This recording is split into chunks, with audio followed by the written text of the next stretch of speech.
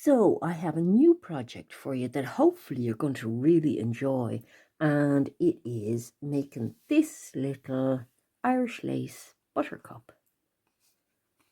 So again, it's a needle lace project, and we're going to be drawing this out ourselves, but don't panic if you're somebody that feels that you're not very good at drawing, because I have a foolproof method of doing this. Our little buttercup is going to have 3 leaves, right? These 3 leaves here. And we have 3 little pieces of paper with little kind of teardrop shape in them. And how I got the sizing for that and the shape of it was I took the little sampler that we'd made and just fit it into that and shaped the square in at the middle. So basically, I was getting a little square shape that was the same rough size as the sampler, which was, if we were talking centimeters, it'd be about 2 centimeters by 2. If we were talking inches, it'd be about 1.5 inches by 1.5. And drawn straight across, but curving the corners and then coming into the middle, roughly the middle. You know, you don't have to get rulers and things out to do this. And then we cut them out. We first of all folded the sheet of paper into 3 and cut them out so we had 3 leaves. So that's how we figure out the center of this shape. And those leaves are going to overlap on the shape. We have our 2 pieces of green cotton, green being easy on the eye for our project. 2 pieces because Irish lace is cut off the backing and we make a little sandwich that we tack together first. And the 3 petals of the buttercup go in the middle of this shape. But the other thing you need to get your shape sorted out is an egg cup, because you want to make sure that that shape, that your piece of cotton and everything, that an egg cup is going to fit nicely in the middle of it to draw the outline of this shape with. So it's pretty easy. We just have the stem and the leaves to do after that to draw it out onto our fabric. And if you look, I have done a rough sketch first, and that's a good idea. I've done mine on tracing paper. You don't need to do that because we're doing a kind of a freehand style, but we have a little template-y few bits of paper to help us. But you can draw it out roughly on a piece of paper with a pencil, and the practice at drawing it actually helps. But here's the method of laying it out. So I'm going to come in a bit closer. So you can see here on the design that I can use this to place the petals. And I'm having the petals slightly overlap, because I don't want it to look, I have a very stylized flower. I've gone for a very stylized look. But I want it to look like it has a few curves in it. I have avoided, in this design, I've avoided making things too full of curves, because I want you to get confidence on this first little piece of design that you can handle doing the work on a curve, because we've just been working sort of on a very square thing so far, and this has loads of curves in it, but it's kind of simplified down a bit from being too flouncy, you know, because I don't want you to have too many difficulties doing it. So if I decide I like the petals in that position, I can draw around them like that. And I have decided that the central one is going to overlap just there. So I'm going to take that flower out, that petal, and draw the outline for the second petal. You see how it works? And then the third petal, I can place the second petal back and find the curve for the first petal. So I've got all 3, and you know, they're very nicely drawn and everything without me having to do much work. And I got to mess around with them and see what position I like having the petals in. And I'm just doing a side-on view of a buttercup. I could have put in back petals here, but again, I didn't want too much of a level of difficulty.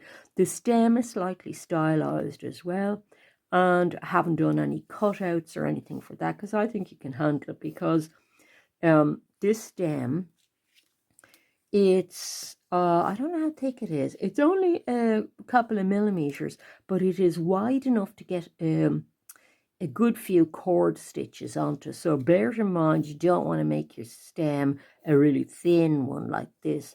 So stylize it a bit, have it a bit thicker. The little knobby bit on the top is intersecting slightly with the very bottom of those petals, so the very tips of the petals aren't going to turn up in your design. So if you've drawn those out, you can just rub them out. That's why it's good working in a pencil at first. We're going to work in a pen. I have, after drawing the stem, I've brought it over a little bit in a curve and then got rid of the other lines, because I thought, yeah, it's nice to have some curves in the work. The other place I've got curves is in the two leaves that I have in it. And one of the leaves is just that shape, which is handy enough to draw. You could do cutouts for that and then bend it down the middle to match the shape exactly if you wanted to. But I think it's just as easy to freehand draw, because this outside curve is created by your egg cup.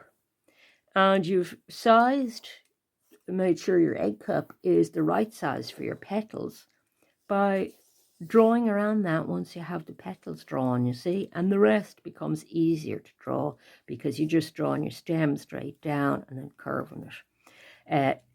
You've only to draw one line really for this petal, because the other line is drawn by the outside of your egg cup tracing. The other petal, I've made that a slightly different shape, and what I've done is I've got the outline of my egg cup, but I've come up from it slightly earlier than on the other side, just to have a slightly different shape, and allowed the leaf shape to touch the edge of my left petal.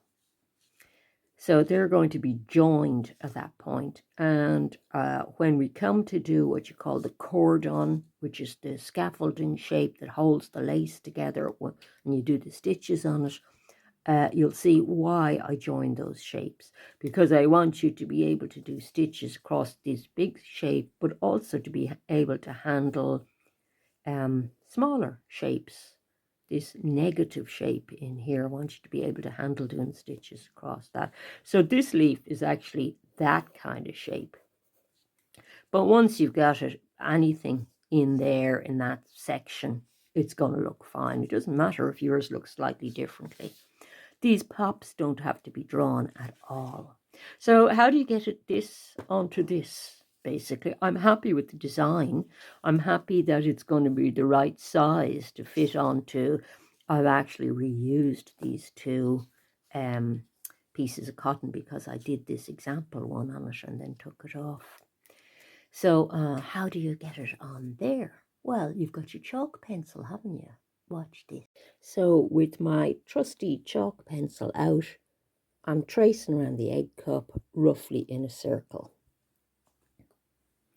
And I have a reasonably good point on this sharpened pencil. And I found that the chalk doesn't really shift around too much on it. But if you put something in the wrong place, if you have like an old unused toothbrush or something like that, you can take the chalk off again. So like if you make any mistakes around here, you can take the chalk off again. But we're just looking for a rough outline, and then we're just going to copy our sort of prototype drawing, and again place our petals where we want them and at the height we want them. I've lost the third one. I'm going to recycle the second one. And use them like a stencil and draw around them. See, you don't really have to be terribly good at drawing, do you, to do this? And I add it to the edge of this guy.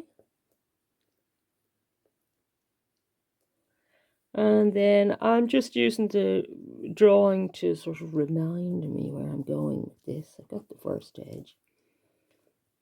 So I'm going to place the other side of this and use the middle petal to find my sort of curved intersection of the petals.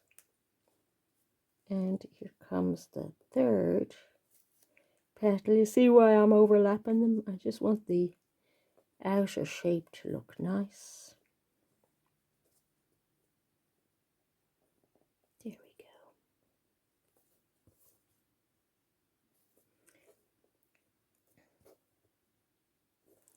Now we just need to do the stem, which is a curved shape. And down slightly to the right. I'm not going to curve it until I get down near the bottom. Just to give it a very slight little curve. Because things are more elegant when they've got little curves on them. And then one of the leaves, and I'm going to have the other leaf touch about here. So I'm going to come down from that point to the edge and then do a little curve. And it's going to meet the very bottom of the stem. And that's it. You've got it. Okay, that's your little template that you're going to work from to do your cordon or cordonnet, which is going to support all your stitches to do this from. And I show you there's a particular order in which you have to start and finish with this that I think is the most efficient order. So I'm going to show you that next.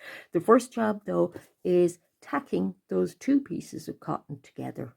So it's just a loose tacking stitch, which doesn't have to be a work of art. Your piece of lace is going to be a lovely work of art. Designed especially for you to make, but not resell, by me. And I think you're going to really enjoy it. And after this, you should be able to do your own designs. And you can sell those because people will love them, or you can give them away as gifts or whatever you want to do. All right, let's get started.